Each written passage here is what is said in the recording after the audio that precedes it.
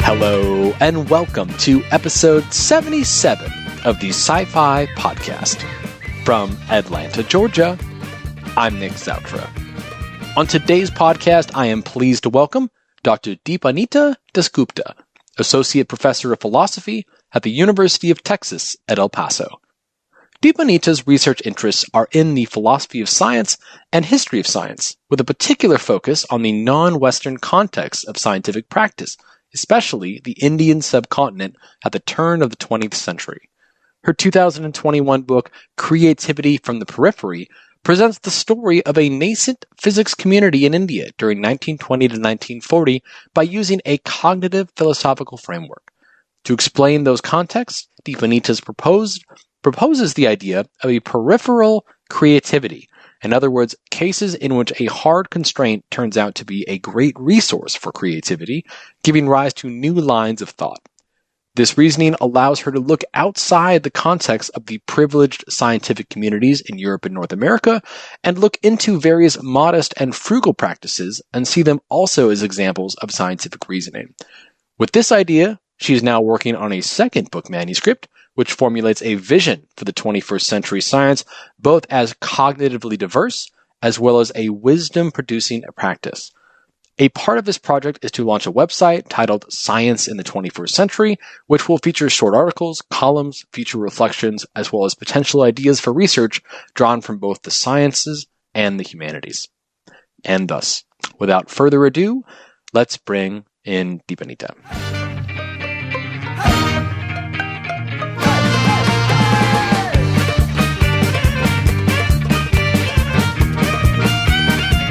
Dr. Deepanwita Dasgupta, welcome to the Sci-Fi Podcast. How are you this Monday Thank you very morning?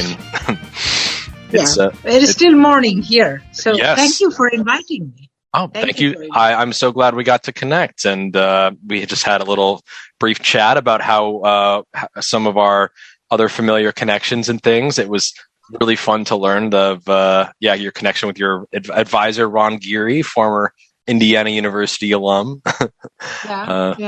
Yeah, that's wonderful. So, all right. So you're reaching out from, is it El Paso? Is that right? I'm right now based in UT El Paso. Yes. Okay. What's the philosophy like out there currently? Well, it is an interesting place. It is at the U.S. and Mexico border.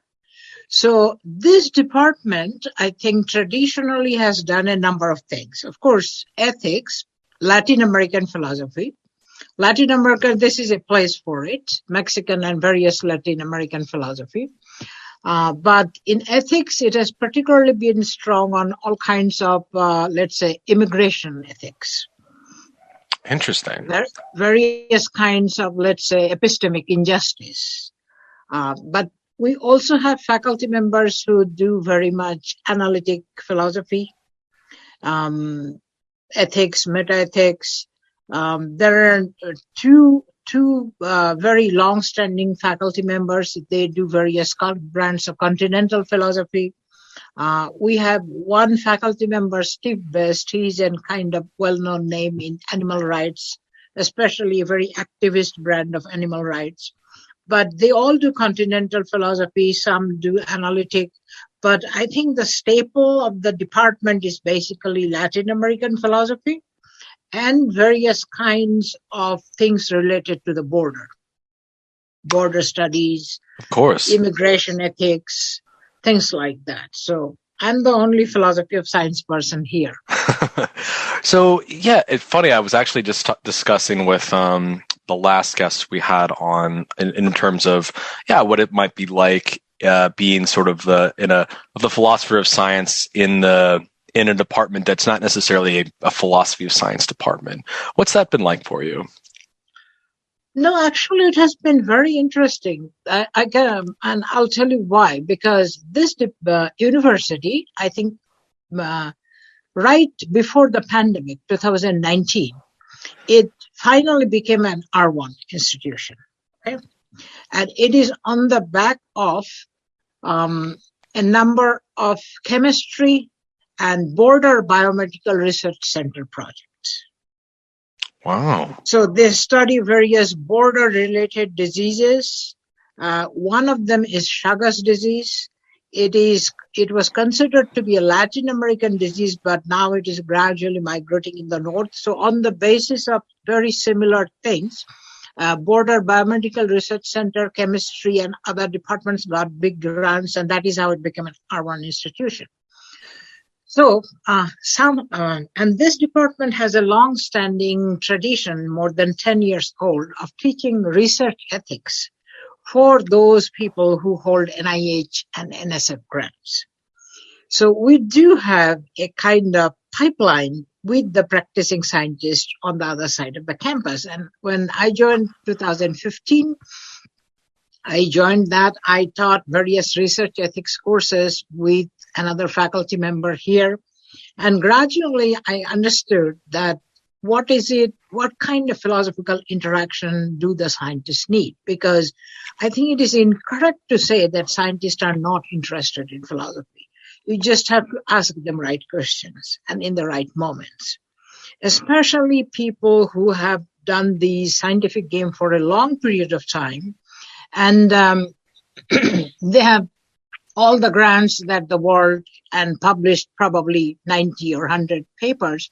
They now want to think about the future of the profession, and they're very interested in the quality of the ethical quality of the research. So if you present the relevance of philosophy of science to them, they are very interested. So I had wonderful connections since the first and second year with the chemistry faculty members. I'm beginning to get some in biology and mathematics. So there is truly no disconnect between philosophy and various science. Oh, they can work together. And I really like the way you're thinking about what you said, what kinds of philosophical interactions do they need, how you can show the relevance. I have personal experience doing some embedded ethics back at Arizona State, whereby a bioengineering neuroprosthetics laboratory was bringing in ethicists.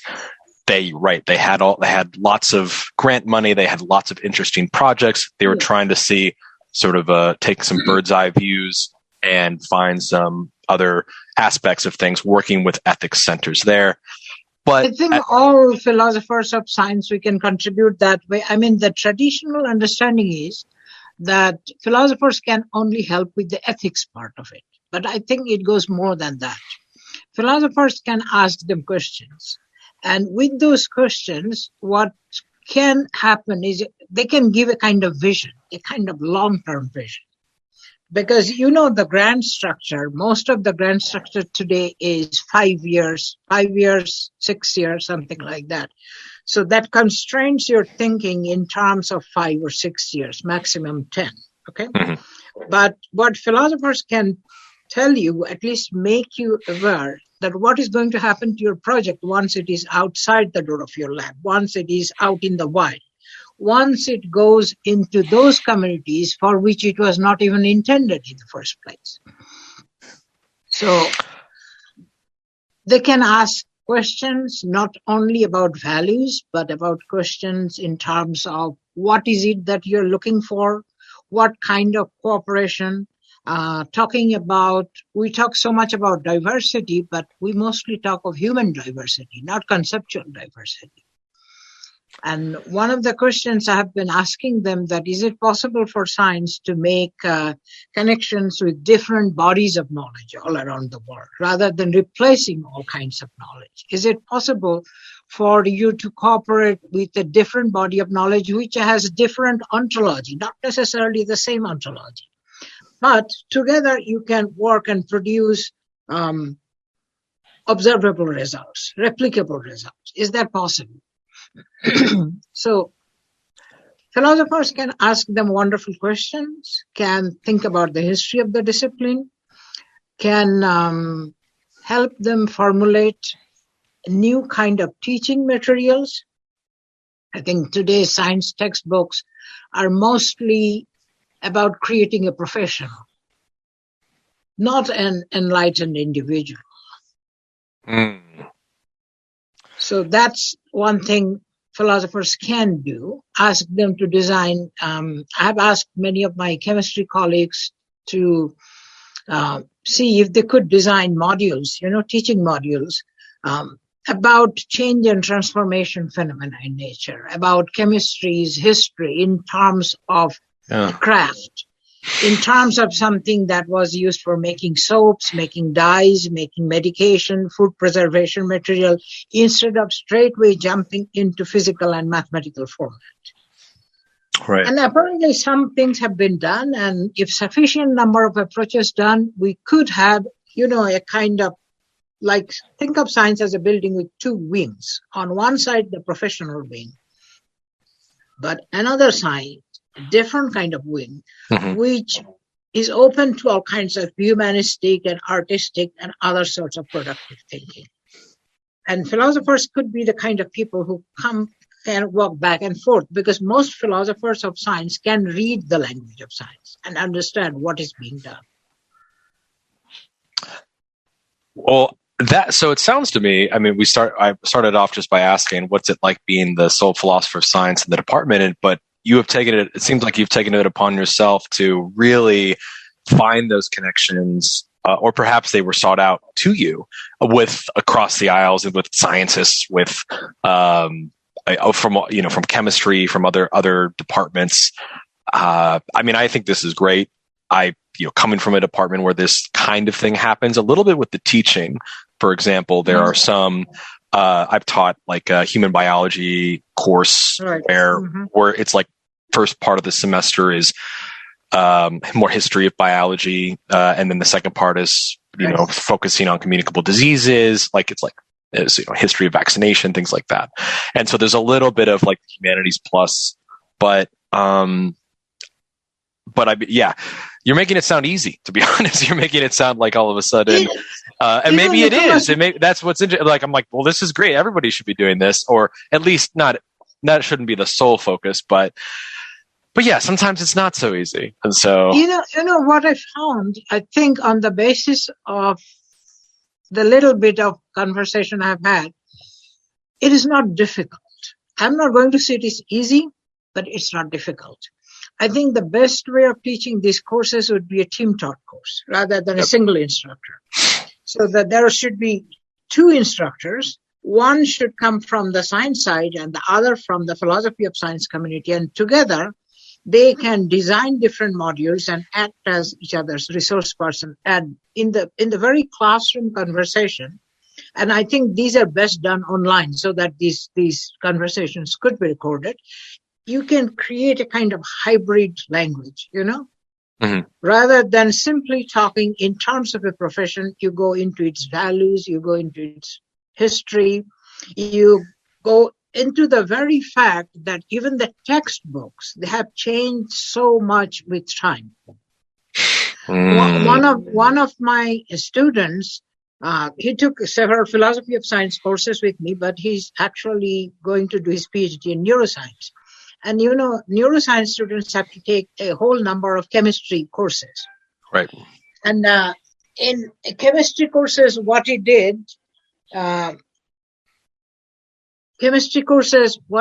found that almost all chemistry courses are taught mostly with physics. All higher level explanation was with physics. And he passed those courses, but asked me, is there any other way to teach chemistry? And definitely there is. And then I looked up various old textbooks. I looked up some of the very recent textbooks on the OpenStax, Mm-hmm.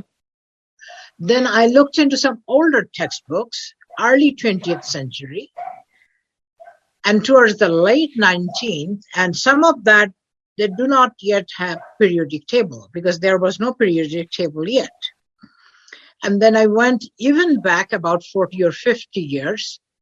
There was no atomic theory because it was before Dalton, before John Dalton. And you walk back and back and back, and you come to Antoine Lavoisier, and you see the whole book was about transformation of substances. Make this, make that, transform X into Y, Y into X, and there were no overarching theories. It was more like a cookbook, recipes, and then he proposed his theory of 31 elements. So I think today's students have no sense of these changing textbooks. Something could be taught about them, how textbooks change with ages. Today, of course, the moment you open a chemistry textbook, it first starts with measurements. And then you propose the atomic theory. Somewhere in the middle, you have your main dashboard. That's your table, periodic table. And towards the end is nuclear chemistry. That's the typical thing. But it was not always thus.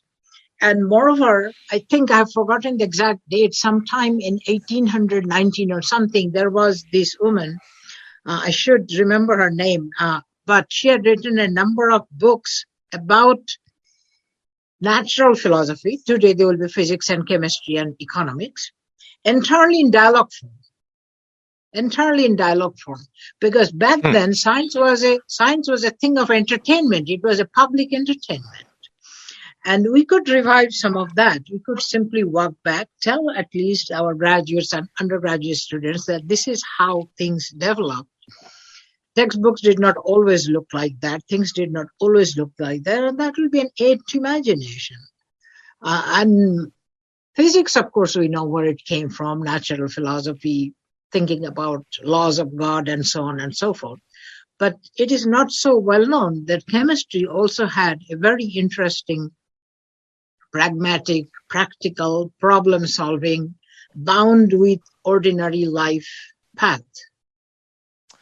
Yeah, and I'm sure if you asked the students themselves, I think it could be valuable to share this history of science teaching and beyond just basic chemistry course. Have you been involved in something kind of like this, or is this a little bit? I'm trying to come up with some modules. I have a project in Pittsburgh Center for Philosophy of Science. I'll be going there for next spring. So I have a project. Yeah, I have a project which basically asks whether is it possible for us to turn back the clock, do something with the current science and turn it back to its stem cell form to natural philosophy. If we could do that, then we could do that whenever we need wisdom, right? Versus expertise. Because today's science is basically about creating expertise. It is not so much about wisdom, not so much about good decision making. And whenever a new technology comes in, it takes some kind of exponential character. Everyone tells you that we have to do this. This is the only way to go. And this is often called innovation, but sometimes it is just less critical thinking. Think of the new materials, think of the artificial intelligence, think of simulation, think of all kinds of human enhancement technology. There is simply no way to break and think. But wisdom means making good decisions. Wisdom means being able to stop, think about what we are doing, which way we should go, sometimes maybe not do something, sometimes maybe do something excellently. And some of these tricks, some of this expertise can come from philosophy. Yes. And I think that would get back to, you would hope to impart or hope to stimulate in terms of what kinds of philosophical interactions that scientists could need. Stimulate is very good word. Because I'm thinking of laser. Laser starts. Well, thank you so much. It sounds like, you have tons of great stuff going on now. I want to find out a little bit more about you yourself and kind of how you got to go into philosophy of science, with also such strong connections to the science itself. So let's go back and do some of the history. So tell us a little bit about you, where you grew up, what was that like? What's a little bit of the backstory? Well, I grew up in the most northeastern state of India. I was born and raised in India. And I came to the US as a graduate student, but I didn't grow up anywhere in the middle of India. Whenever you mention the name India, people think of the very dusty Dust Bowl plain of Delhi. But I come from the extreme northeast, Assam, and that produces most of India's tea. That is almost right next door to China. And I think in the US context, it will be almost like the extreme New York or Vermont or maybe your Maine. It's the extreme tip of the Northeast. So I grew up in a small oil town. My father was a mechanical engineer there. And I did my undergraduate, even master's degree from Assam, from Guwahati University. I was always in philosophy. In a strange sense, I have no science background because in the Indian university system, it is a copy of the UK universities. So you're very, very, very specialized right after high school. So whatever major you take, that kind of constraints, there is no reverse flow. Unlike in the US university, where you are supposed to take at least a few courses outside of your major, there is no such thing in the Indian university. So I only have degrees in philosophy, unlike most philosophy of science people who start by getting undergraduate degrees in various science subjects. Sure. It's a common theme, but I've definitely seen it the other way around as well. Okay. Yeah. So I grew up there. I had my master's from Guwahati University, Assam.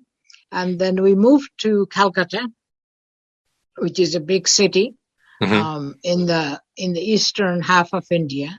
Then I did everything twice.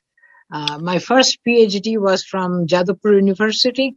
Oh wow, Calcutta, and since I did everything twice, it took a lot more time. I wish I understood my inclinations earlier. So while you're studying in India, what kinds of philosophy were you? What were you focused? What kinds of questions drew you to philosophy? That would be a long story because when we are about 13 or 14, I think I should mention that in most Indian middle class families, there is a culture of books. So almost every family at least used to have, in my time, they would have a collection of books or maybe one room devoted to books. Everyone would have a small library. So you have all kinds of classical, a lot of education happened at home. It is not that everything happened in public institutions called schools and colleges. So by this home process, my grandfather used to give us excellent books. So I and my brother, we both read Plato's Republic. So I wanted to read more of Plato. So that is why in college, when undergraduate, I kind of tried to decide where there will be more Plato. There was some Plato in political science, but obviously there will be more in philosophy. So I enrolled in philosophy major. Okay. Regarding the structure of philosophy, I might want to say a little bit of things about that, because here, most of the philosophy is what is taught under the name philosophy is mostly Western philosophy, descended from the Greeks and largely grew up in Europe and then transplanted in the US and so on. In the Indian philosophical context, you have a kind of split, Indian philosophy versus Western philosophy. And Indian philosophy is the descendant which comes from the Sanskrit tradition. And nowadays, of course, we are making connections, parallel connections with the idea of global philosophy. But the way we learned them as separate chunks, not so much as integrated. Now I can make some integration, but we learned them as this and that. So by Western philosophy, of course, some descended from the Greeks, then mostly the European philosophy that grew up in Europe and transplanted to the US. That, plus you learn some of the systems that descended from the Vedic traditions. And they're fairly analytic and speculative ideas there as well, especially all kinds of idea that world might be a projection, might be an illusion created by your cognitive apparatus. So I eventually settled for Western philosophy because I wanted to be able to read the original text. And, I'm learning some Sanskrit now, but back then I had none. So you have to be in order to do Indian philosophy, you have to be able to read Sanskrit text. So, understandable. So my first PhD was about Quine, indeterminacy of translation. Oh, okay. Yeah.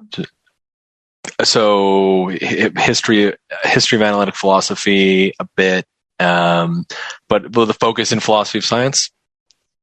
No, not yet. Not because yet. Okay. This is probably the tragic thing. There is hardly any, almost none, philosophy of science in Indian universities. There is a little bit of discussion about realism and anti-realism, but no proper philosophy of science. What goes under the name of Western philosophy is mainly analytic philosophy. But there is hardly any philosophy of science. So after I finished my first PhD on Quine, my advisor told me I did not mention any Kuhn. The entire project, entire dissertation was on Quine and other people.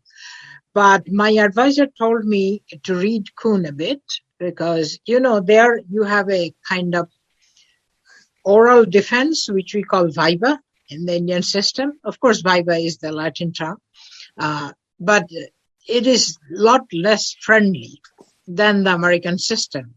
That means you are basically examined by two external people who care nothing about you and would like to demolish your dissertation with the code. Oh, wow. That sounds intimidating. Yeah, it is, in many European universities, you have the idea of a public defense. So it's a kind of semi-public. That means it is not impossible for you to fail in your viva. So anyway, he told me to read Kuhn, just in case somebody asks anything about it. So I read Kuhn, and I discovered that I actually liked Kuhn's way of putting the conceptual frameworks, the paradigms. Quine makes similar point in terms of language, analytic hypothesis, but I liked Kuhn's idea more. So after I finished and I got a job and everything, all of a sudden I went back and developed a new interest. So this is not the best thing to happen to you after your PhD, to understand that you are not really very interested in that thing anymore. All right. But such is life, and I understand. Sure, it's not maybe the ideal path. But it's great to see, obviously, like finding what it is you're interested in. And it seems, the number of folks I talk to who start with one philosophical sort of body of work and switch to another is so large, right. And it's not even just big shifts, not just like, oh, I was interested in, biology. Now I'm interested, it was like, they came in working on a completely different, maybe they came in working on philosophy of language or something, and now they're, or history of philosophy or just any, something completely zero science background. There are now a whole number. Now I know. But I think back then, first when I started in philosophy of science, I used to be very hesitant about it. I almost did not ever tell people. But now I think I have recovered now. Yeah. Yeah, no, I can understand. So was there could you make sense of like how,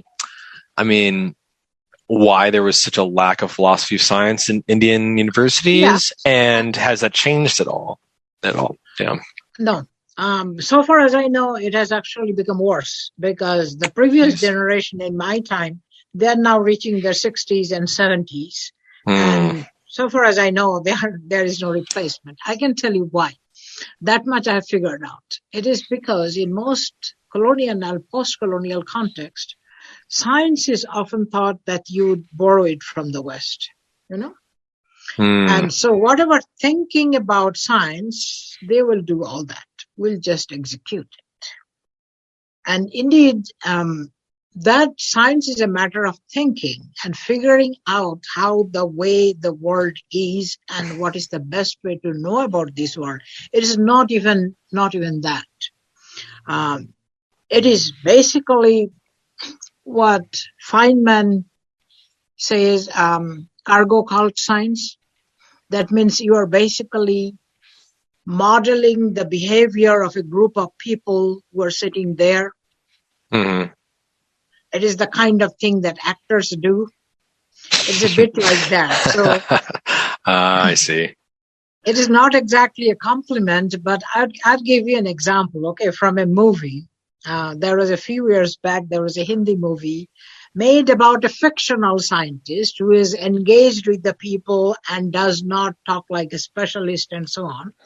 And so this is a flashback of his student days when he was an engineering student. There is no such person. It is a kind of fiction. True. So the teacher asks in class, the engineering professor, that what is the definition of a machine? And he says that anything that reduces human labor is a machine. But of course, the professor is not happy about that because, he has an English book and in that there is a very typical definition. So he rejects the student, asks another person, and he parrots the whole formula, word to word. And that will tell you the difference why we don't think such things are necessary, because this is all ready and waiting in various Western universities. Our job is to bring it home, model it, execute it, and don't even relate to whatever is on the ground. So it is a second order derived thinking. And in a sense, science, in spite of there being very large infrastructure about science and our extreme emotional dependence on English language, unless it is in English, it is not considered to be scientific, you see. So that's why we don't develop it. I'm not quite sure if that is the way the Asia Pacific countries think of science, like China, Korea, Japan. Their relationship with English language is different.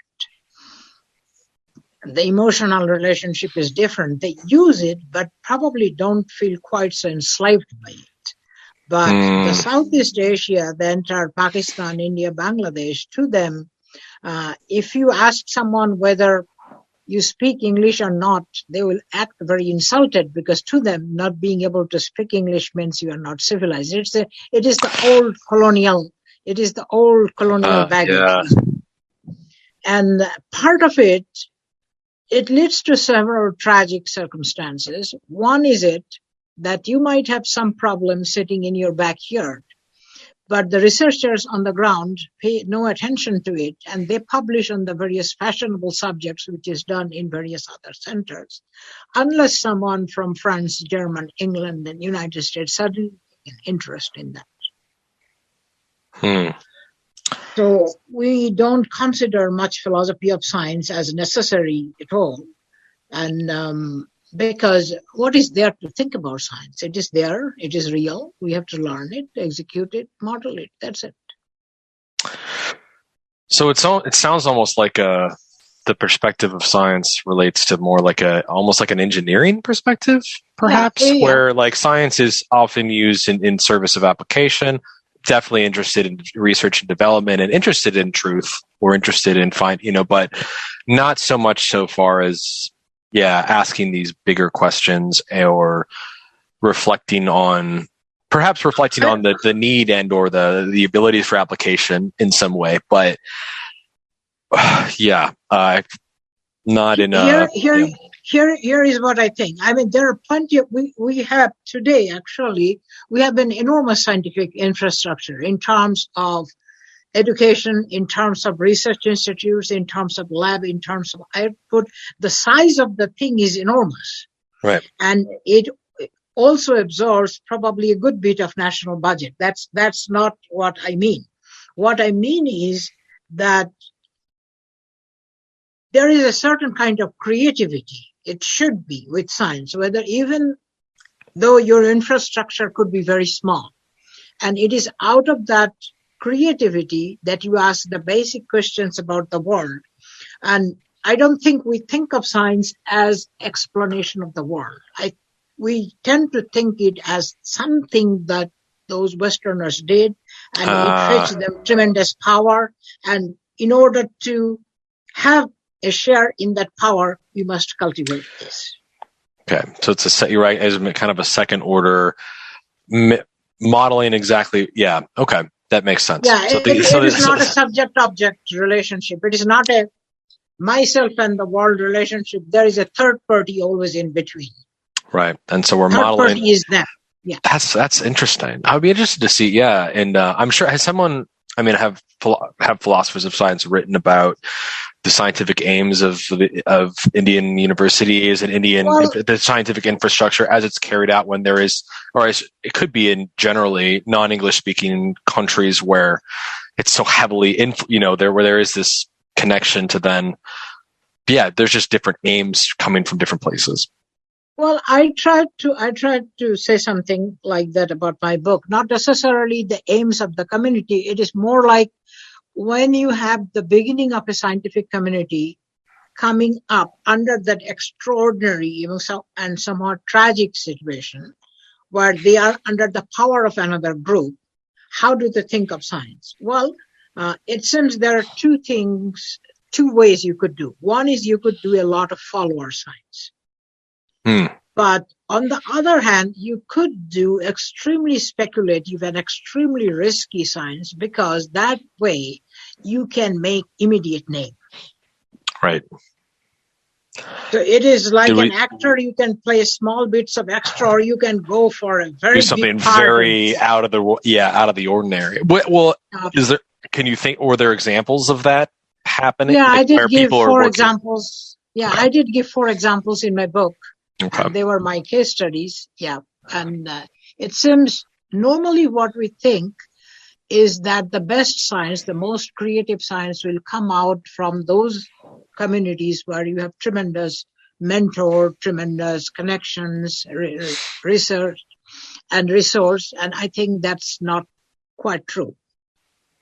You can take a very constrained and peripheral situation, and you can also observe a very high level of creativity, because sometimes deprivation makes you think more somehow to overcome that. Sure. Think of Islamic art, for example. They were forbidden to portray human beings and animals. So they went into geometrical figures, and it is an amazing play of forms. So that's how I think Indian community started, scientific community started getting into those very, in these 1920s and 30s, there were a couple of young researchers who were the first persons to pick up Einstein photon hypothesis and translate it into Bose-Einstein statistics in astrophysics, way before European physicists even believed in the existence of photon. So being in a constrained circumstance sometimes increases your ability to take a risk, because you have to do something. You have to come out of it. So it can be a trigger for creativity. Maybe not for everyone, okay? Right. But for some exceptional people, it will be a trigger for creativity. So if you want to write the story of the best, most creative science, you have to take 2 sorts of communities. One is which are the centers for various things. But one is when you are very much on the periphery and working basically 1 or 2 man operation entirely thrown on your creativity. That is also a very highly creative situation. So we're going to get back to your book, and creativity of the periphery. I want to learn a little bit more about, so just going back to your decision to jump into philosophy of science. So how did that look, from a logistical professional standpoint? So you were studying and you said did you get a job in philosophy in India? Yes. Oh, yeah. I did I did everything twice. So I finished my PhD almost immediately. I got a job in a college, actually a very well-known college in Cotton. It is called Cotton College. It still exists in Guwahati. So in the beginning, of course, one of the things is, of course, philosophy of science has a technical aspect to it. You have to know the technical terms. You have to know what the controversy is about, what they're talking about. So in the beginning, of course, I thought that if I do a little bit of browsing and self-study, I would be able to understand. But no, I mean, a lot. Yeah. It is not possible to understand Popper or the debate between Popper and Kuhn, for example, just by reading about it. You can see that they're disagreeing about something, but I did not know anything about the theories they were disagreeing about. Okay, Right. so so after 3 or 4 years, by a series of things that were purely accidental and amazing strokes of luck, I came to the Minnesota Center for Philosophy of Science as a visiting fellow for a year. But again, by another magical set of circumstances, I was offered a place in the program. And by that time, I've realized that I need a few devoted years to it. I need the help of instructors, coursework, and so on. So I accepted it and gotten into the graduate program. And the rest of this, I think.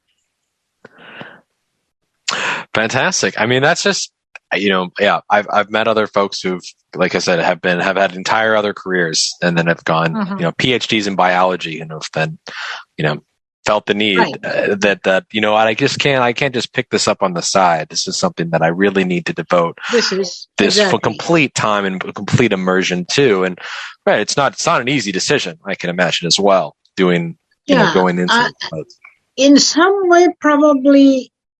I mean, I'm glad that I had the courage to do this. Probably the courage was born of foolishness. I did not know how much I was living by. But I've come to the conclusion now that there's nothing that human beings cannot do, provided they're stupid enough, provided they're stubborn enough. And I think I was both. I hated not knowing. To be able to read a book and not know what the book is about. It's so frustrating. I hated that feeling. I have to know what is there. I have to know absolutely clear, like in my hand, I have to see all the ideas and they're connected, how they're connected.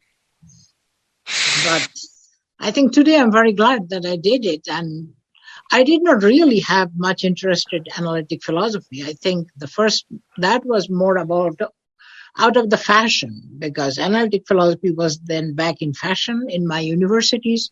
So I followed the ground. And today I tell my students never to follow the fashion when they do a PhD. It is almost like a love affair. It is not what you can do because of peer pressure or because that was the fashion. So you're encouraging them to take these risks, to go study what they're actually what they really find to be perhaps the interesting problems to them in there. Okay. All right.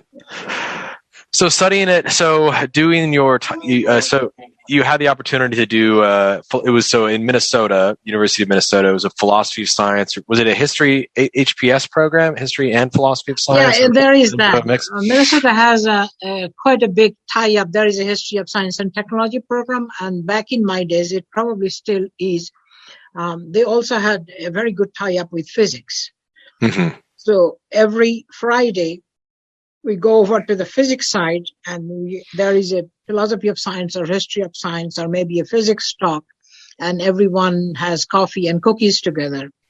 And after that, you continue talking for hours and go to another place. So there was much conversation. It was the height of the discipline. There was Ron Geary, Helen Longino, John Beatty. It was wonderful. I mean, if philosophy of science is what you wanted to do, Minnesota was a very great place for that back in 2000. Fantastic. So, okay. So, and interested, especially in the dynamics of mental modeling and implicit in scientific reasoning. So And then trajectory a little bit further is then eventually coming to join the department at UTEP. Yep. And fantastic. Well, I guess a bit other places, because sure. first after I did my PhD, all PhD students teach for a couple of semesters here and there. So I did that around Minneapolis. Then I, by great deal of good luck, I had a postdoc position. Postdoc positions are not really common in philosophy, but I somehow got one at the University of South Florida. Oh, so, USF. Okay. Yeah. USF. Yeah. Well, they had the provost. USF had a project. He had a scheme of inviting postdoctoral fellows in humanities. Because they had all kinds of science postdocs, of course, under every separate department, but the provost wanted a number of postdocs under the humanities and social science. So I got one of those. So I went to USF. I stayed there for 2.5 years. We did some teaching, but mostly I exchanged ideas with Alexander Levin. Alex Levin is very well known, especially one of his interests is in Latin American philosophy. He does peripheral science in the Latin American Argentina context. So we had good exchange, and some of those ideas were now in my book, and he did act as a mentor, helping me to think through those things.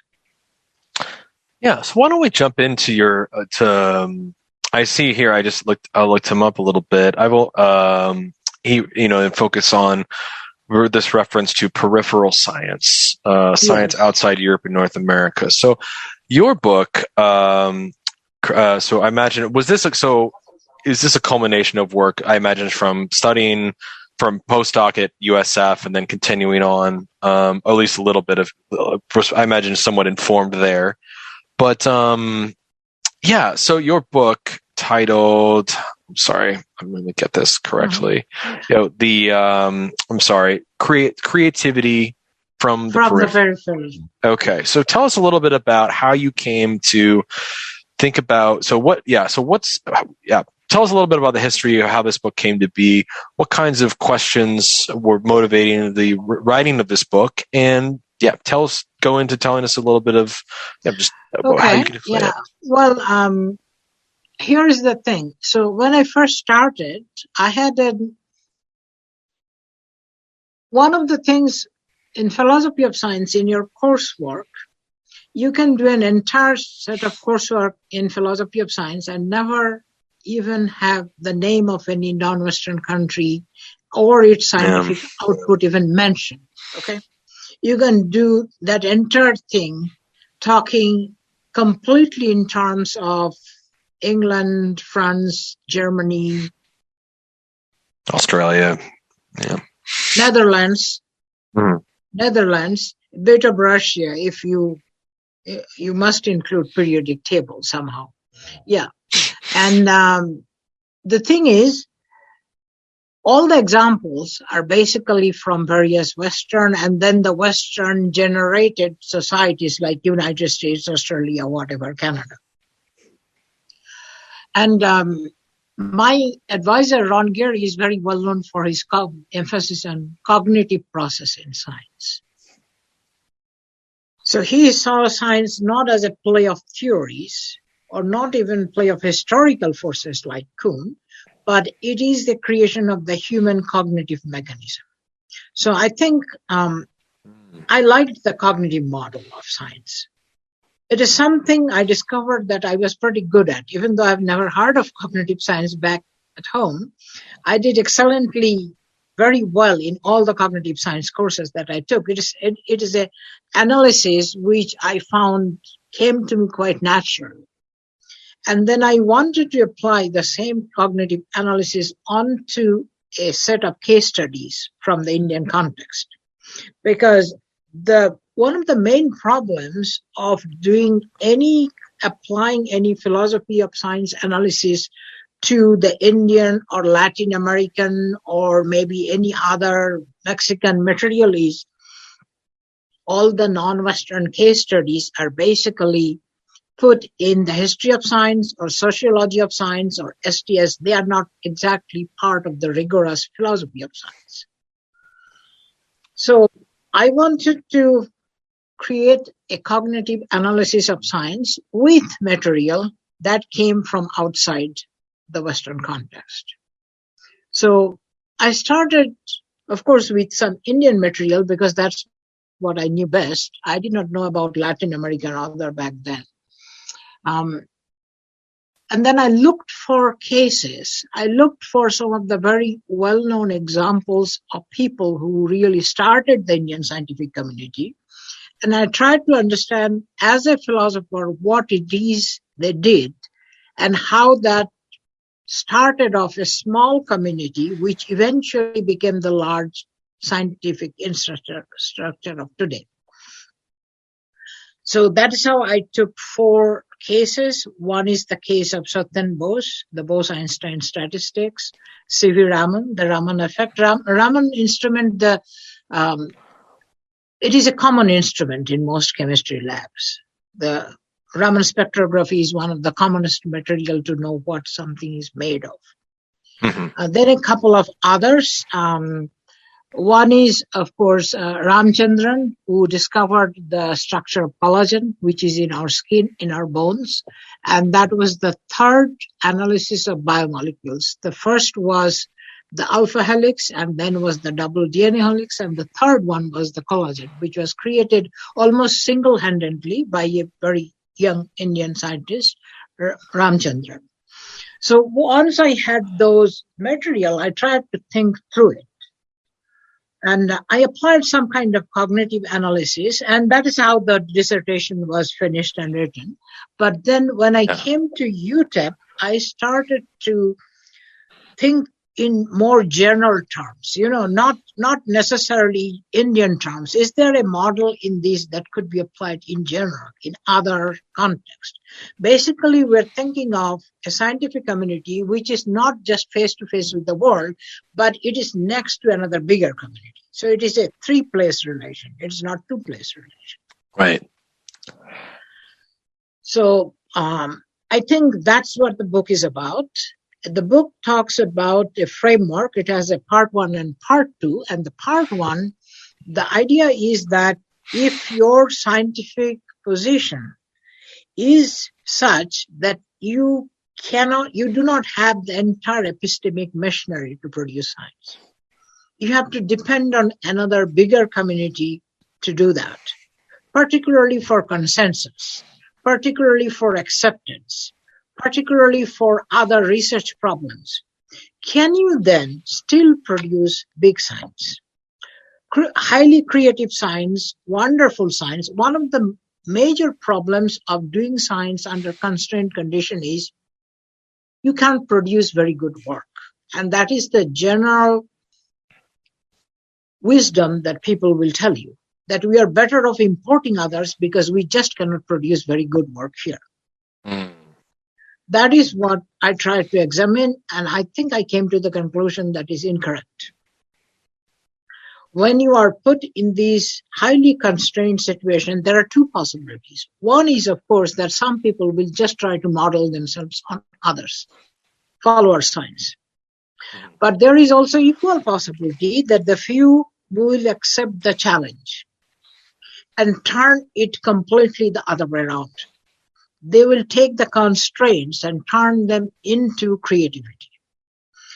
Indeed, there are a few cases, even in the Western history of science. Think of Michael Faraday.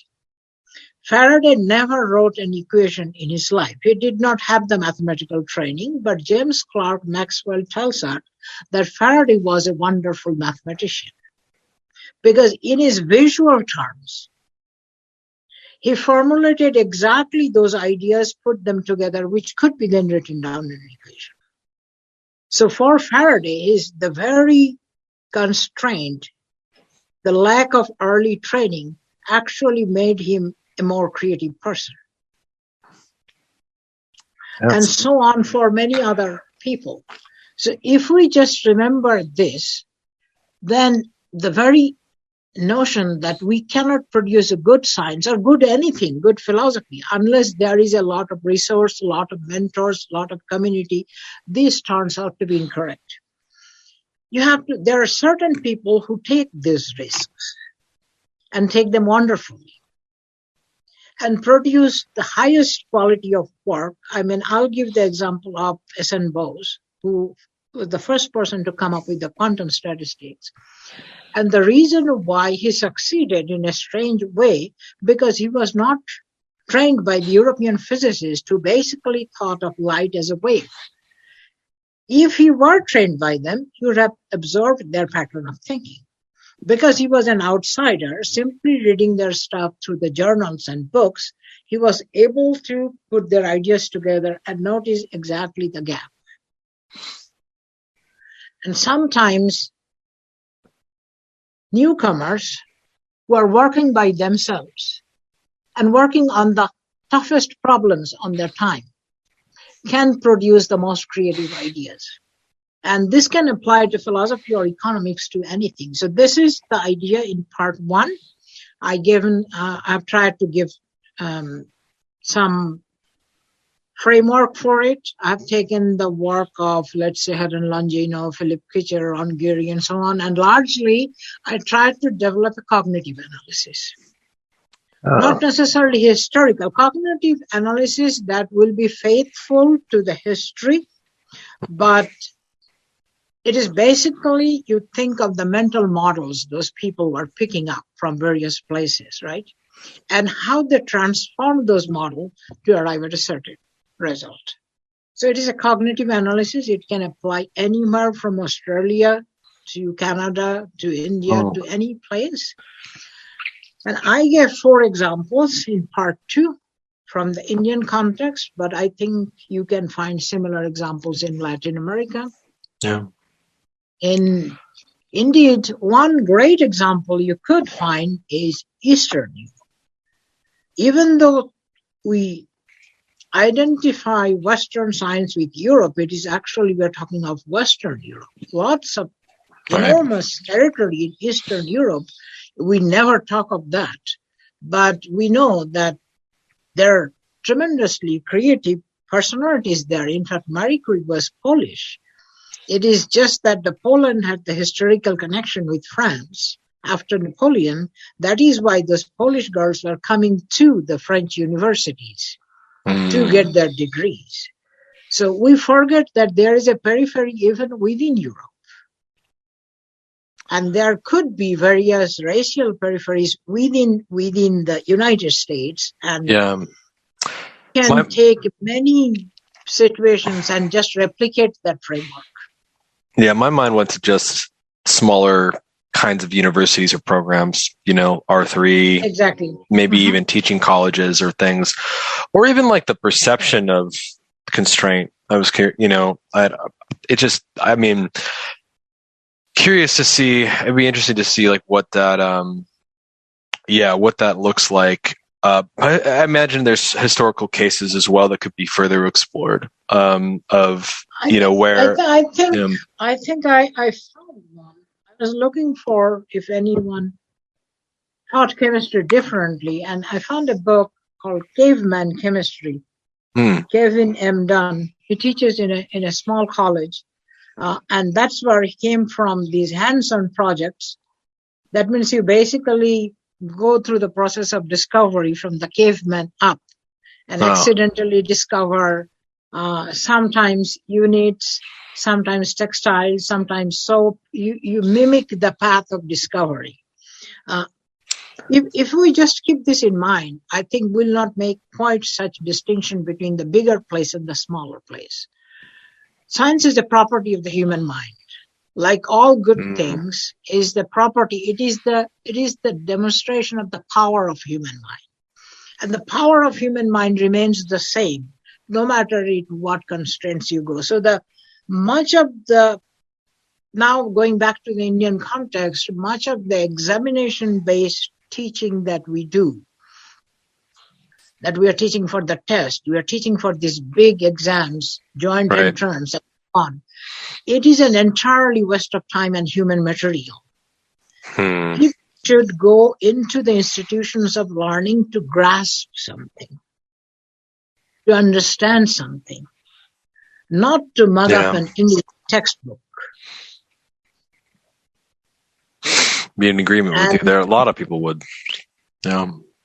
And I think there is an implicit argument in that. I did not make that argument explicitly. I think we must have a different emotional relationship with the English language. Our relationship, our emotional relationship with English is very incorrect. So how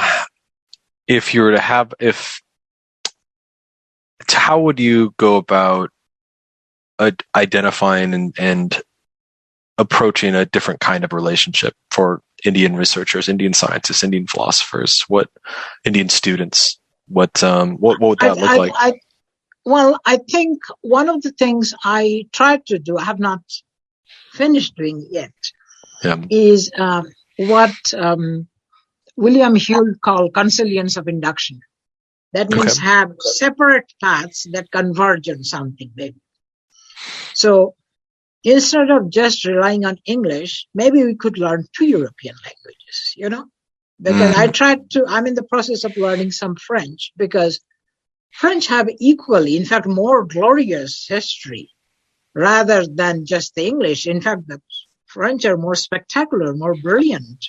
Think of the French Revolution and everything. So if you get Western tradition through 2 points rather than a single point, then you will see how human mind works in the middle of 2 languages. But at the same time, not forget the Indian languages as well. I tried to learn some Sanskrit in the pandemic time. It is not as difficult as we think. In fact, nowadays with the internet and with the easy availability of most texts, which are now scanned and available for reading, and you can even change the script if you want. You can change it to different Indian regional scripts. You can have a good reading proficiency in some simple Sanskrit. Sanskrit was indeed very much like the Koine Greek. And plus, it is 80% similar with most of the Indian languages.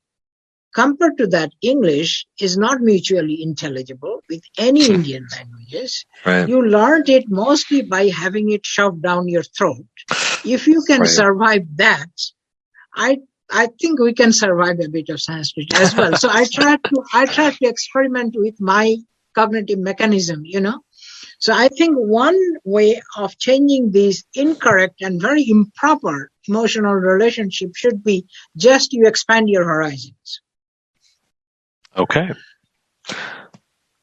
It sounds like a little bit of willingness and yeah. Okay. So I see here a little bit. So, I mean, the book sounds fascinating, and I think I'd be really interested to see this book further, further cases applied or considered by other philosophers of science, other historians of science, taking these general philosophy of science ideas, but also very, applied in a particular way, and then, test them out, I suppose, or like think, in further, I think this is a really, Well, one small follow-up. When I first came to UTEP, I had these ideas, but not in their general form. So the book is about making the ideas general so that it could be applied in lots of particular situations. It could be applied today in a small scientific community anywhere, maybe in a small liberal arts college, maybe there are lots of little towns, even within the United States, maybe a small community college. Why not a community college where the members have no definite research expectations, but human cognitive mechanism is the same everywhere. Sure. So it is quite possible for anyone to take up the framework, take it literally, and say that what can I observe and where can I apply this? What can I do so that I can think things through from the bottom in my own way and maybe arrive at a new kind of result? Fascinating. Yeah. So I see a little bit. There's a second manuscript you've been kind of stepping within tune that has to do to formulate a vision for 21st century science as, quote, cognitively diverse as well as a wisdom producing practice. And I know you've talked a bit about the distinction between the visions of science in some ways as not necessarily wisdom producing, but more of either application or expertise producing. I'm so sorry. So tell us, and some of this is developing like a looks like, well, tell us a little bit about this project that you're working on and how this kind of plays in with the first, and then what you're hoping to gain from this. Okay, so the second project actually came out of the first. When I concluded the first one, and I think I had a kind of rough manuscript ready about the end of 2018. Then 2019, I revised it some. And of course, 20 was everything went in panic. Yeah. Right. But in spite of the panic, the publication was not delayed much, maybe just a couple of months. But anyway, how I came to the idea of the second project, my current project. And this comes to some extent my conversation with the various science faculty all over UTEP. That is the research ethics. If you have a NIH or NSF grant, you have to give your students who are funded by the grant some kind of RCR, research conduct of research, etc., ethical conduct of research training. And our department has been doing that for the last decade. So I joined that. Being a philosopher of science, it was interesting. It was easy. I brought some of Philip Kitcher's ideas, well-ordered science. So, and then by talking to the various PIs, I also started going to the department, the regular Friday colloquium. And then I started, basically, I'm a cognitive philosopher of science. Whenever I read a scientific paper or a presentation, what I try to recreate in my mind is the cognitive path this man or woman is taking. The path from the problem to the conclusion, and what model is started with, how it transforms those models, and what its end model is. Mm-hmm.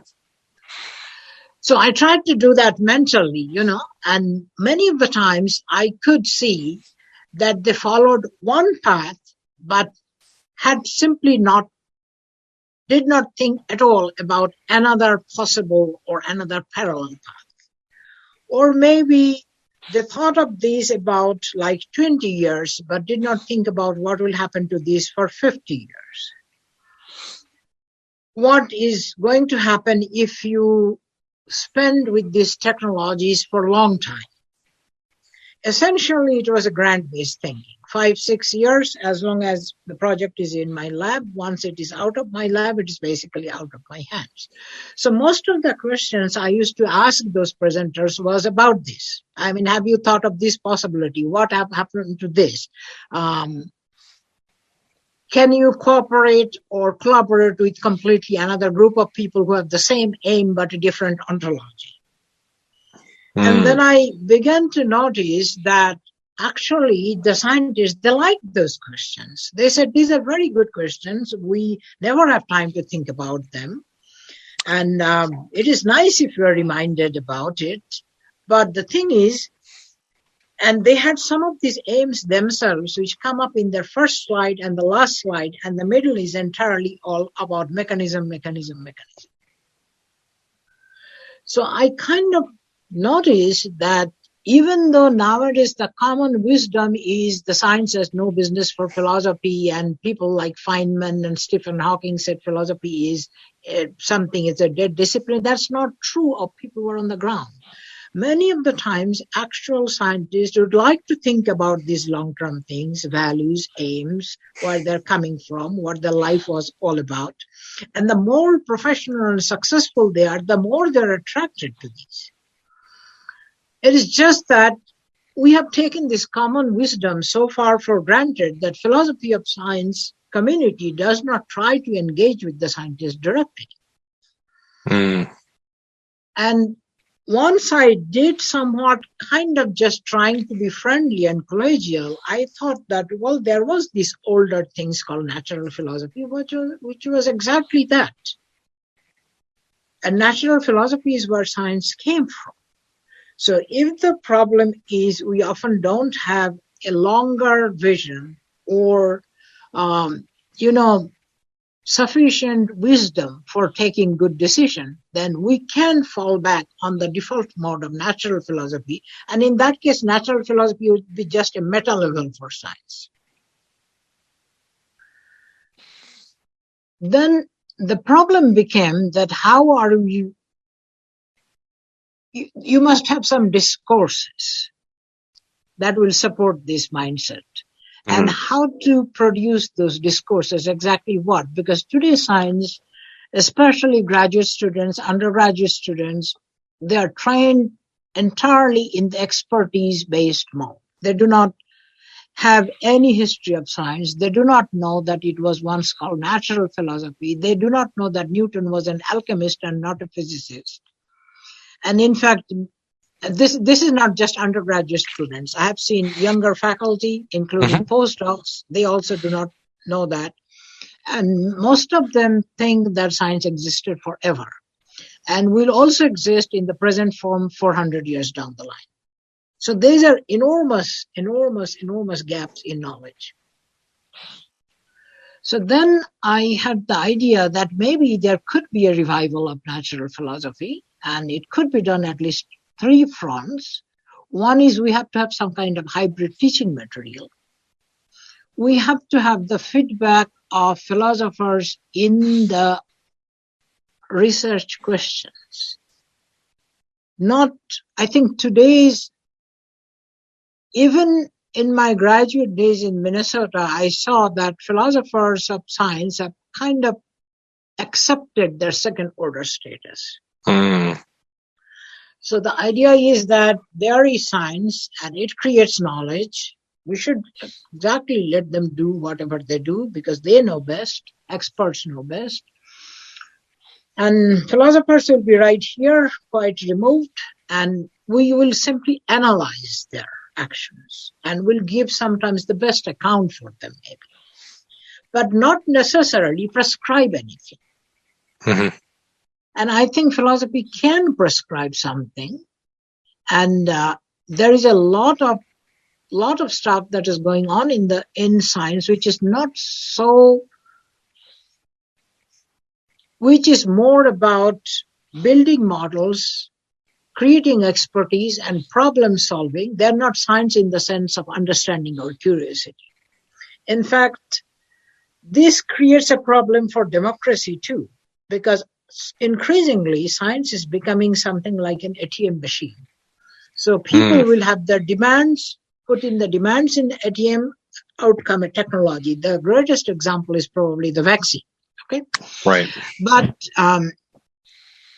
how come that all these viruses are all of a sudden coming to live with us in the human bodies? There is a reason behind that, because all the habitats of other creatures are being destroyed. So there can be a society which is very high in expertise, but quite low in wisdom.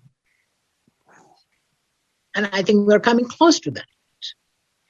And when I bring in countries of various colonial and post-colonial description, the high expertise and low wisdom could be even more intense.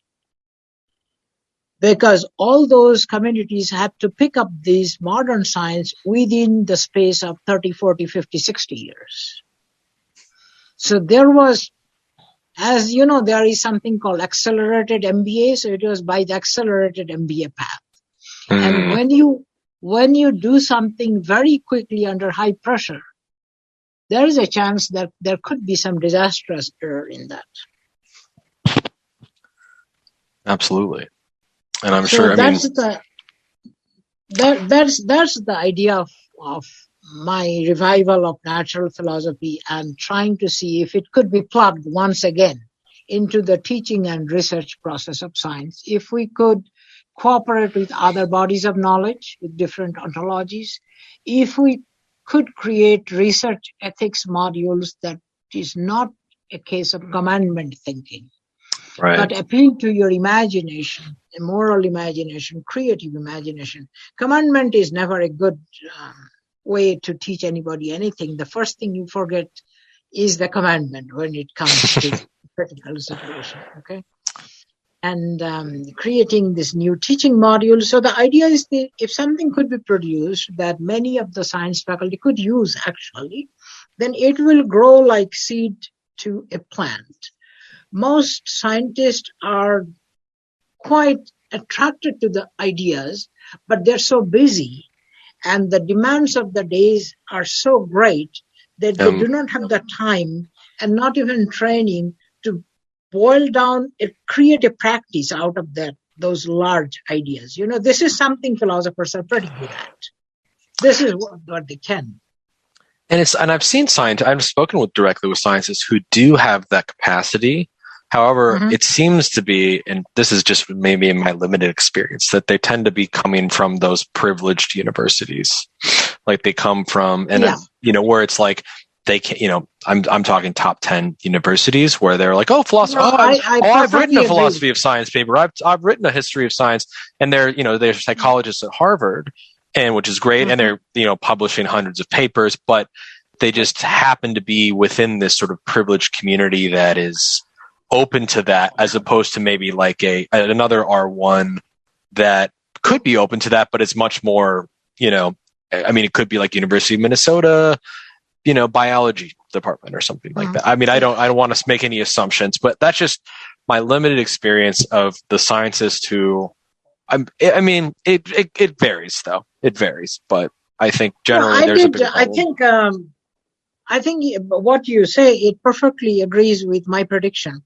Yeah. Because the people who are most enthusiastic about those things were the people who had a 20 to 30 years track record and all kinds of success. It is the younger ones who did not, because they wanted to be taken seriously as a scientist, Of course. Because there is a kind of theory out there that once your years of strict professional scientists are done, then you play at those things. Right. Right. So the bigger the community is and the bigger the resources, you can play at a few little things, but you cannot do it consistently in a small college whose business is to send their students for bigger programs. You have to be serious. So what I want to propose is that natural philosophy can be done seriously. It can be done seriously, and it is not going to decrease the quality of the output. And in fact, the output that will come will be wisdom producing, will also be more supportive of democracy and even a diverse and democratic world. But I have to think through these. I don't quite know yet how. I do not quite know through what practices. I have found a couple of other people in UK, actually, they're working on similar ideas. There is a soft matter physicist in York University. It might be easier in England and others because they had a tradition of natural philosophy, Right. They had a couple of 100 years of these, so they have the old text and they have a group called Ordered Universe, but they read the medieval natural philosophy literature, try to boil down things, how it could be done. And in some ways, I think I have to visit a few European and UK universities to find some sympathetic people who have these ideas already. One of my ideas is to find some natural philosophy material in the Sanskrit tradition. Because I know that there are similar ideas in the chemical and medical texts. And with some attention and a little bit of good luck, I might be able to find and read through those texts. Nowadays, lots of texts are online. So Sanskrit words tend to stick to each other like German. So one word can be this much, so you have to break it down in pieces. And it can be done with a little bit of patience. So I think I can recover a few things too. And when you put them together in the natural philosophy form, then the different professional scientific communities can what they want out of that, and then leave the rest of it. Yeah, I think you're back. I think you froze for a moment. Yeah. Oh, I'm back. I'm here. So that's the general idea, because I hear that's how the Versailles Palace was built. It was all built around a small hunting lodge, and they put in lots of little buildings. Eventually, the little buildings created wing became a palace. So with a very small, modest thing, it can be done. At least I can start it, then the other people can take it up. At some point, I'm pretty sure we're going to need it, because science is moving in very strange directions. And it creates a huge amount of expertise, but little understanding. There are quite a few scientists who themselves would like more understanding and less simulation or black boxing and other things. So I think it is a timely project. Absolutely. And, maybe I'm very excited. I think it's, to be honest, the way you sold me. I think, I think there's a lot of folks doing not exactly. So what I like about it is how strong of a position it takes in terms of talking about reorienting our thinking about what science is supposed to do and how it's supposed to do it. I see there have been articles and other philosophers of science who I've spoken to have taken the approach of a secondary approach with look how philosophy can be relevant to science, and they published in Nature and other places and collections, but it's always as a secondary module, it's like hi we're relevant, and which is fine, but they don't talk about what you're describing, which is they don't call for as strong of a change. And I think though those subtler claims are still important, and I think that perhaps they could be beneficial to kind of work in tandem. But I like the strength and with which your position that you're taking, and I think especially people are very wary, especially related to production science and expertise science. People are understanding that, and even with things like medical knowledge and things like that, as we're seeing it right now happen. Or even other kinds of expertise. I think people, perhaps researchers we're seeing it more and more. They're beginning to be more open to these other areas of philosophy. Yeah, I think philosophers take an unnecessarily modest approach. Their idea is that especially philosophers of science, this is what I saw when I came as a graduate student. That was the modesty argument. It is the scientists who are the true knowledge makers, and philosophers are observers of those knowledge makers. So they call themselves the second order discipline. Their business is only to analyze. So it is, in a sense, it is like you are the curator of the museum. You don't produce the articles in the museum. You just look after them. Yeah. I think that's not quite true. And indeed,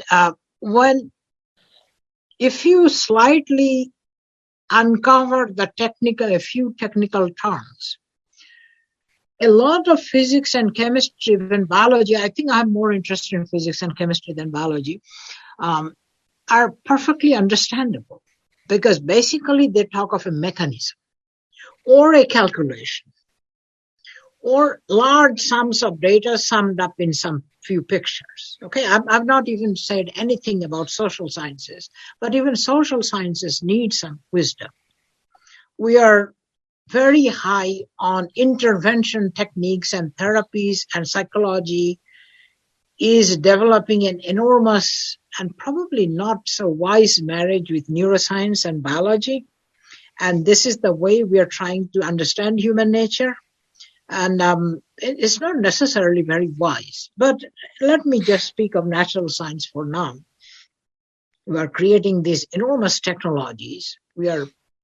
Especially the thing called artificial intelligence, without thinking of their unanticipated consequences. So if we have, I think you're frozen, are you? Yeah, I'm here. I can hear. Sorry. I'm just freaked. Yeah. Oh, yeah. Hopefully, okay. No. I think it's still working. Yeah, keep going.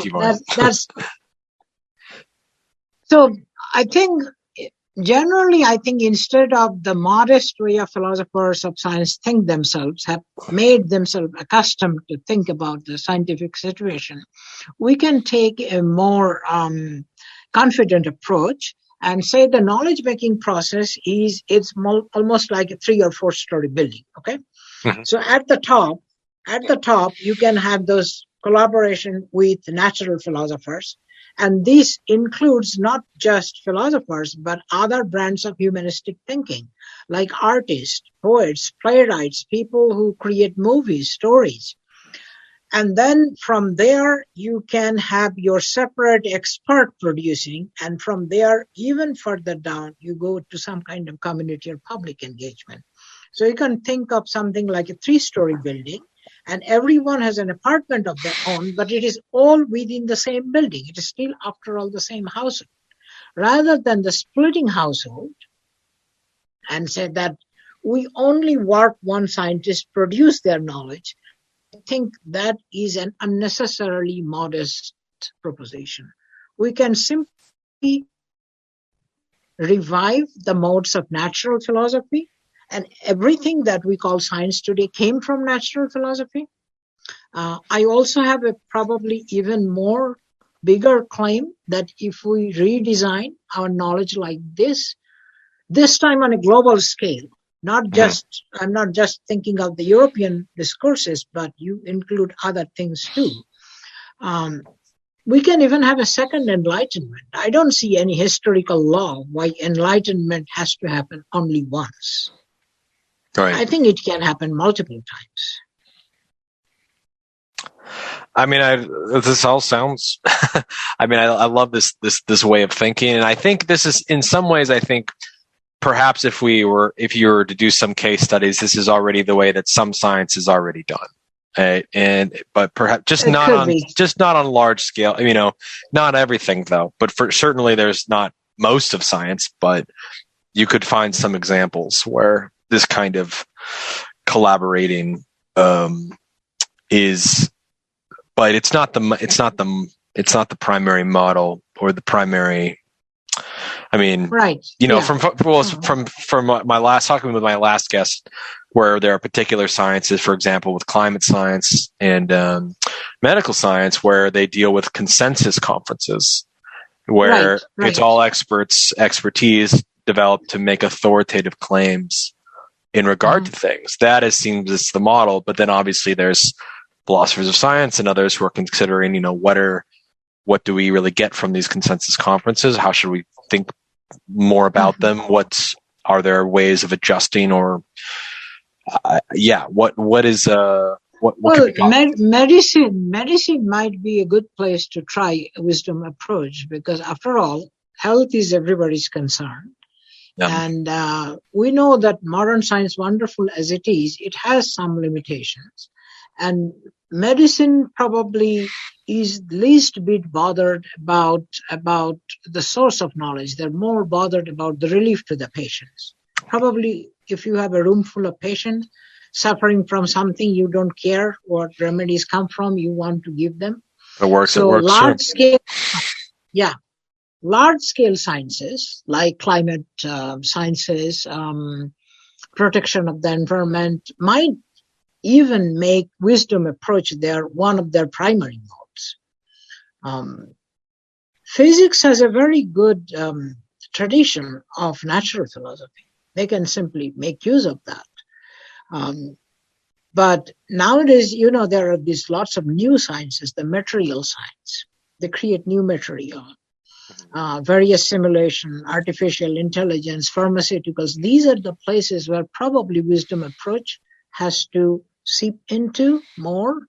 But we can work as a community, philosophers and scientists and mathematicians and storytellers and the humanistic people, instead of dividing our resource and having, you know, I'm not an admirer of nuclear family.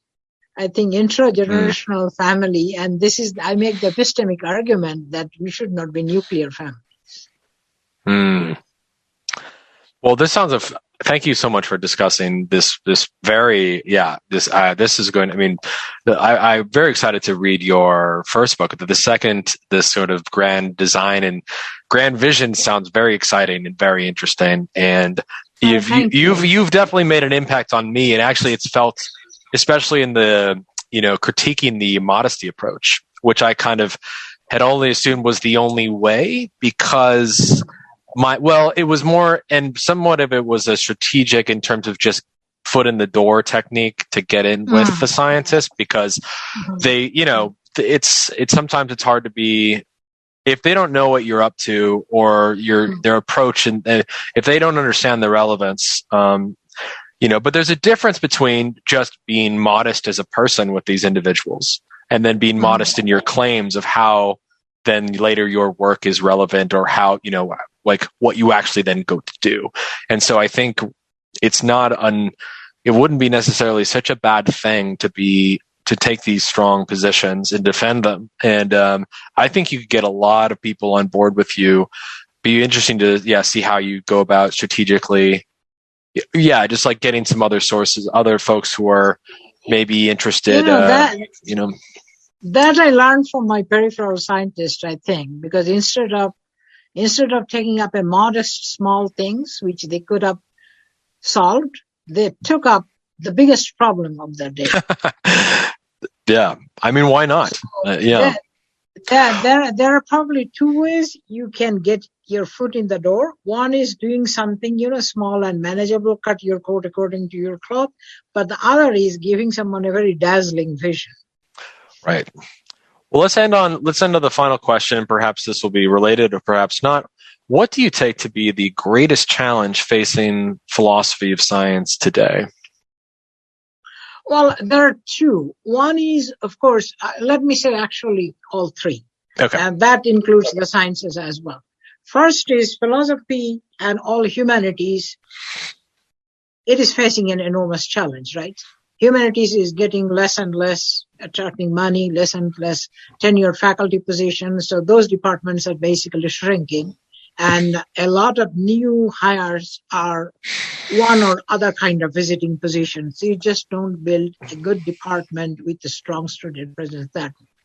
Okay, so that is the trouble of all humanistic disciplines. Within that, I think philosophy of science has that problem, which you already discussed, an unusual modesty. This, by definition, philosophy of science should engage with the sciences. Now, are you always going to engage with them from an overly, John Locke, what did he say, underwriter approach? Or you come in, show yourself that you could be an equal partner? I think people are more likely to pay attention to an equal partner rather than someone who is in a merely service or meta second order position. I think they have to first trust your vision, that you bring something new to the table. And that's the peculiar challenge for philosophy of science. But broadly, I think all disciplines of learning is facing a challenge, because I think our literacy, our rates of reading and writing are declining. I see that in the first and second year students who cannot forget about writing anything. I see that increasingly, I think they have not properly learned to read, because they can read but not read with comprehension. Okay, right. So generally, 100% literate societies were a creation of nation states. It did not exist before. And that's the basis of democracy. If we do not support these literary traditions, and why should education will only have to take place in public institutions? I have seen in my own life that homes also used to be places of education. Almost every family had a collection of books, and half of the English probably that I use today was learned from my grandfather, not from universities. So lots of learning, lots of exchange, reading, expertise can go on at home. Let us make our homes rather than public institutions, the source of knowledge and training. A lot of knowledge used to be held in families. So 3 challenges, I think. We have to defend the structures of learning at home, generation to generation, among the family members. Brothers and sisters can teach each other, parents can teach their children, and so on and so forth. Within the philosophy of science, we must engage with the scientist, but more confidently and broadly, all philosophy. We have to show that we can engage fruitfully in public problems that engage the public. And that was the beginning of philosophy. Mm-hmm. That is how it started. I'm not just thinking of the Greece, I'm also thinking of the Indian traditions. If you read the early text of the Buddha, if you read some Confucius, you see they're always talking to people. Fantastic. Thank you so much for sharing your thoughts and your visions and your ideas once again. And it's been a real pleasure getting to chat with you. Is there anything else you'd like to share? Any, anything further, other ideas, plugs for anything before we go?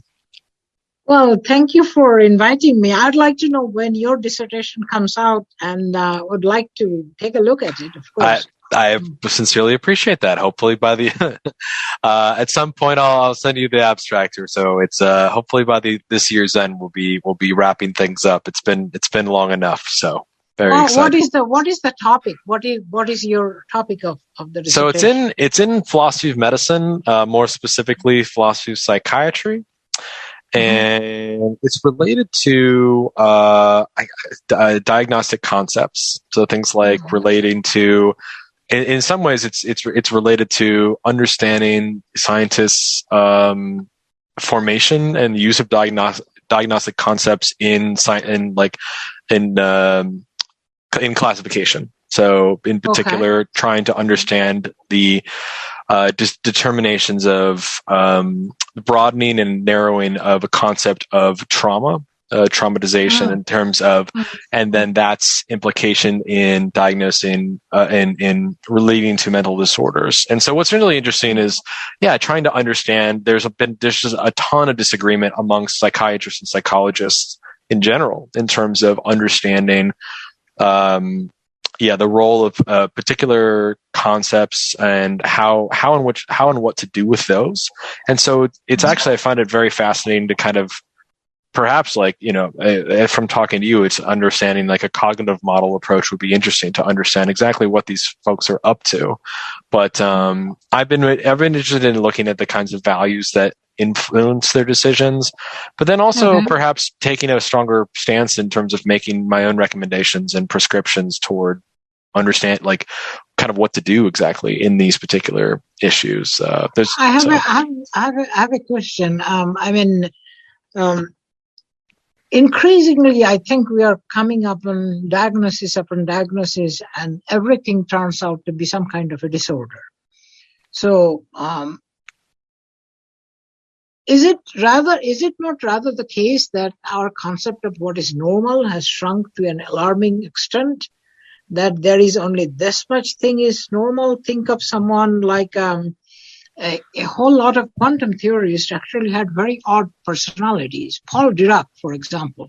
I'm pretty sure that today he used to speak in single syllables, and he wrote some very odd letter to his. Eventually, she became his wife while they're courting, and she said that, "I miss you. Why don't you respond to my letter?" He said that you should never expect that kind of thing from me. Today, that man will be diagnosed with something pretty, of course, awful, and given a brand of medication. But in their time, they're perfectly normal. They had everybody's esteem, and I don't see that anything good would come by making them subject to some kind of disorder. I'm not even asking you about disorder. I'm asking, where are the limits of our concept of normalcy? Right. So, I mean, so this is what's referred to as the problem of normativity in psychology and psychiatry. And what happens is there are a number of different consequences when you either broaden or restrict your conception related to a particular kind of what you would consider, to be normal in some respects. By narrowing by narrowing a particular concept of normal, you're able to better provide sort of a single, you're perhaps better able to capture the phenomena as it relates to whatever it is you're trying to describe. However, that might limit the number of people that you could include or the number of features. And so once you begin to broaden things and say, or perhaps consider more kinds of behavior or symptomology a disordered way of doing things, you can include, I mean, there's logistical medical benefits, like including, a lot of it somewhat there's social and political, there's those kinds of constraints in terms of just, dealing with insurance. There's all this work about how insurance companies have influenced things, but I'm interested in thinking about, what should we think about in terms of, there's a lot of work considering the differences between biological or bodily diagnosis in medicine, which follow a medical model, and then diagnosis in psychiatry, which follow more of a biopsychosocial model and less so of a medical model. And so and there's even folks, who are considering what does it mean in terms of what is normal. The assumption is you're either normal or disordered. And so there's people even challenging that assumption, where why cannot something that is normal also be disordered in some sort of mutually hanging way and of course then there's the work in terms of what does this mean in a diagnostic sense versus outside in a more, regular sense, but totally. The Greeks used to believe that the genius is a kind of madness. And sure. I read the biography of John Nash. Of course. I'm perfectly willing to believe it, because what makes someone a genius is because he or she saw things differently, right? Yeah. But that means you take the output of that mind, something that works for you, you consider it genius and give it a Nobel Prize. The other things you call disorder, but it is the same mind that produced both. And so again, this could be broadening our conception of what do we mean by disordered. And it's certainly the case that those who may experience disorder, as we're charting, there's somewhat of a description of a harmful dysfunction. Again, that is the received view of what we take to be as some kind of a disorder. But again, there's all kinds of, there's folks from, the anti-psychiatry movement who deny this and say, there's this what's called a concept creep or a bracket creep, whereas we continue to broaden our conceptions of these things. We're taking things what used to be, what might be considered more normal, and disordering them in certain ways that is not helpful. And I've been teaching Asian philosophy since last 2 years, just to remind myself of other systems. Yeah. Very, very interesting. In most Indian philosophy, Buddhist, the life, liberty, and pursuit of happiness is the disease. That is a disease state. Right. Absolutely. That is the first noble truth, that this is always going to lead you to suffering. So the life, liberty, and pursuit of happiness is the original disease.